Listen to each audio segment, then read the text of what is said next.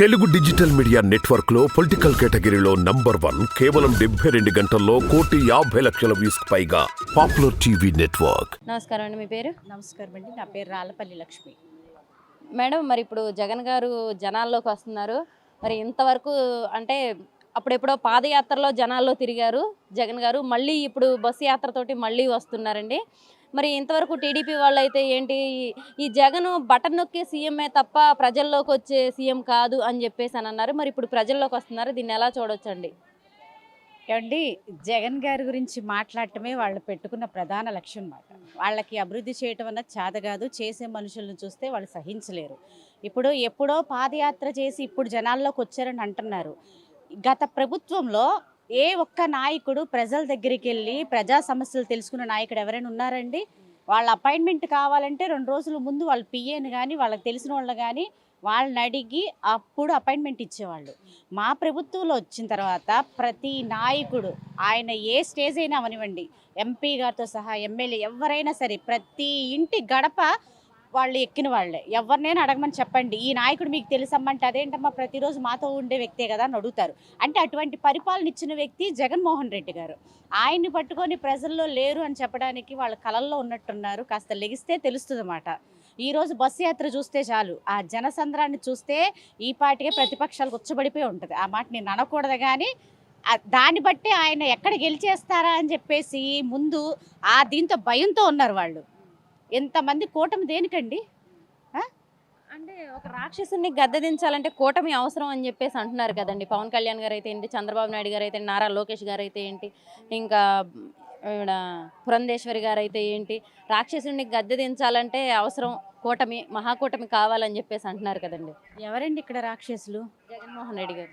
ప్రజల సొమ్ము తింటూ బ్రతికి ఇప్పుడు అందరు కూటమయ్యారు చూసారు, వాళ్ళు రాక్షసులు.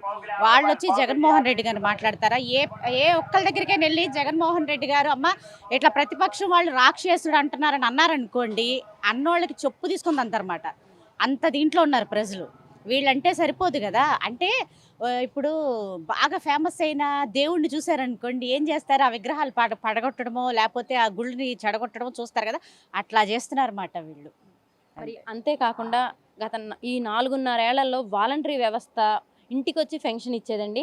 మరి ఇప్పుడు ఈ నెల వచ్చేసరికల్లా ఫెన్షన్ లేట్ అవ్వడమే కాకుండా వృద్ధులైన, వితంతువులైన, వికలాంగులైన వెళ్ళి తెచ్చుకునే ఇది వచ్చేసిందండి. మరి వాలంటరీ వ్యవస్థను ఆపేశారు. మరి ప్రజలు ఎలాంటి ఇబ్బందులు పడుతున్నారండి?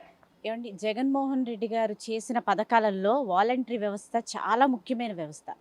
ప్రతి ఫస్ట్ తారీఖు వచ్చేసరికి కుటుంబంలోని వ్యక్తులను గుర్తుంటారో లేదో తెలియదు కానీ వాలంటీర్ పేరు చెప్పుకొని వాళ్ళు ఎప్పుడు వస్తారని చూస్తారన్నమాట. అంటే వాలంటీర్ అన్న వాళ్ళు కుటుంబంలో ఒక వ్యక్తిగా ఇదైపోయారు. అంటే ఒక పెద్ద కూతురుగానో పెద్ద కొడుకుగానో ఇప్పుడు జగనన్న ఎట్లా అయితే ప్రతి కుటుంబానికి ఉన్నారో అదే విధంగా వాలంటీర్స్ కూడా ప్రతి కుటుంబానికి అలాగే ఉన్నారు. ఇంట్లో వాళ్ళకి అంత పేరుందో లేదో తెలియదు కానీ ఇప్పుడు ఎవరైతే ఎన్ని కుటుంబాలను అయితే వాలంటీర్స్కి ఇచ్చారో ఆ కుటుంబాలన్నిటిలో కూడా వాలంటీర్స్ వాళ్ళ పెద్ద పిల్లలన్నమాట. అటువంటి వ్యవస్థ తెచ్చిన జగన్మోహన్ రెడ్డి గారు వాళ్ళకి దేవుడితో సమానం. ఈరోజు ఇప్పుడు మనం చూస్తున్నాము, ఈ చంద్రబాబు నాయుడు గారిని ఇవ్వండి, పవన్ కళ్యాణ్ గారు కానివ్వండి, ఈరోజు ఫెన్షన్స్ ఇవ్వకుండా చేశారు.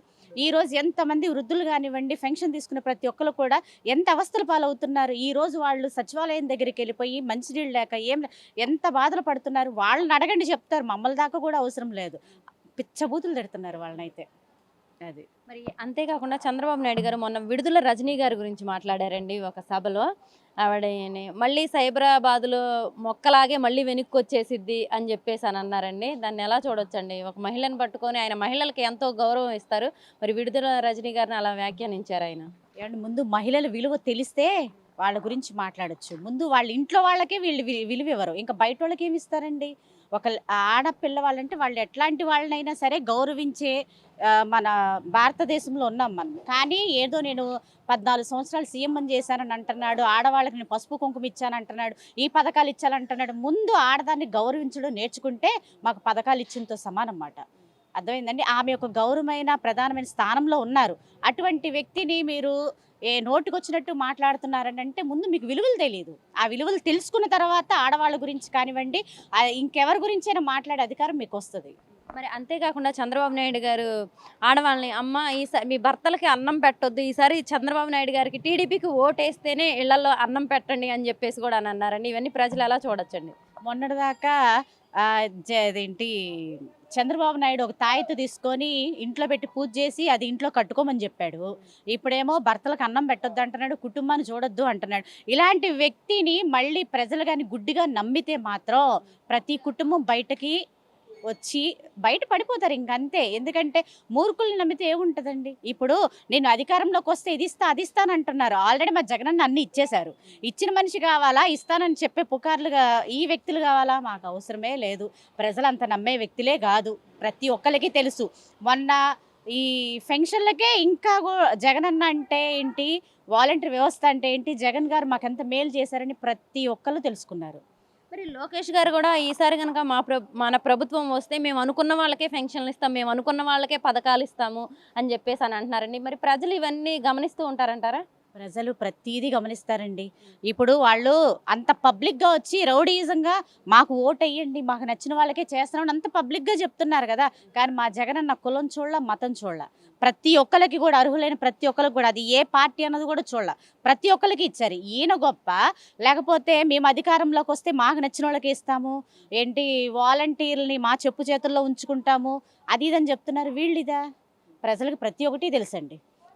మేమైతే భయపడాల్సిన అవసరమే లేదు. మళ్ళీ జగనన్న కంపల్సరీగా వస్తాడు. మా నియోజకవర్గం కానివ్వండి, మా విజయవాడ మొత్తం కూడా 3 నియోజకవర్గాలు హ్యాట్రిక్ దిశలో కంపల్సరీగా మేము విన్ అవుతాము. ఎంపీ గారిని అత్యధికమైన మెజార్టీతో మేము గెలిపించుకుంటాము.